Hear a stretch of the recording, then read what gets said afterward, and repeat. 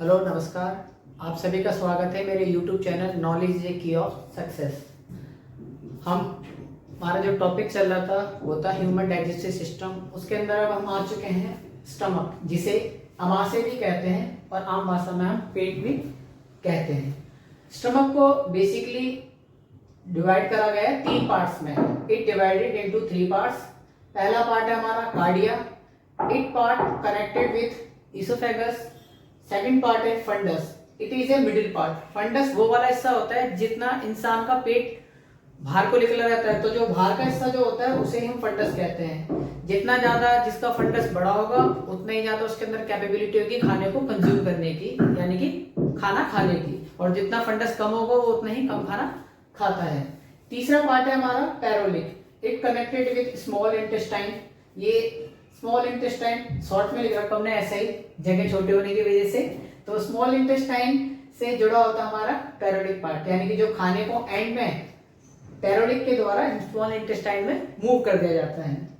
बात करें the study of stomach is called gastrology, यानी कि स्टमक की पढ़ाई को गैस्ट्रोलॉजी कहा जाता है और इसके स्पेशलिस्ट को गैस्ट्रोलॉजिस्ट कहते हैं। यानी कि पेट में यदि कोई समस्या होती है तो आप दिखाने जाते हो तो आप बोलते हो हमें एक गैस्ट्रोलॉजी सर्जन से या गैस्ट्रोलॉजी से मिलना है।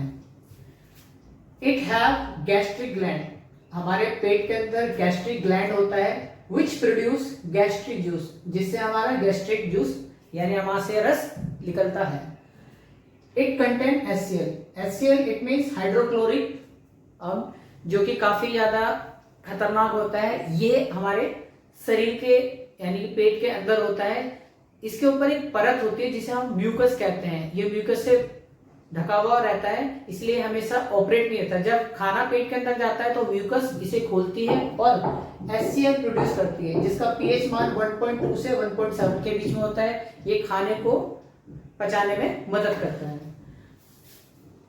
पेट के अंदर स्फिंक्टर मसल्स होती हैं विच moves food into small intestine, यानी पेट के अंदर जो स्फिंक्टर मसल्स होती है उसके द्वारा खाना स्मॉल इंटेस्टाइन तक पहुंचता है, पहुंचने में मदद करती है मसल्स।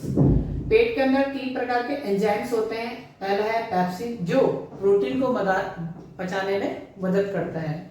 दूसरा है लाइपेज, ये जो होता है बेसिकली डाइटरी फाइबर्स वगैरह होते हैं उनको पचाने में मदद करता है। तीसरा एंजाइम है हमारा एमिलेज, ये जो हमारा कार्बोहाइड्रेट पच नहीं पाता। जैसे हमारी बगल कैविटी में हमने आपको बताया था कि जीभ के अंदर ही खाना पचना स्टार्ट हो जाता है कार्बोहाइड्रेट। अगर वहां से जो बचता है तो उस बचे हुए कार्बोहाइड्रेट को एमिलेज तोड़ देता है, यानी कि पचाने में मदद करता है। धन्यवाद। इसके अंदर अभी छोटा सा पोर्शन आ पाया है। यदि आपके और भी कुछ क्वेश्चन है तो आप मुझे कमेंट में पूछ सकते हैं, मैं आपको अच्छे से जवाब दे पाऊंगा, क्योंकि जितना इसमें आ सकता था मैंने उतना कवर करने की कोशिश करी है। Thank you. अगर आपको मेरी मेहनत अच्छी लगती है तो आप मेरे चैनल को सब्सक्राइब कर सकते हैं। Thank you.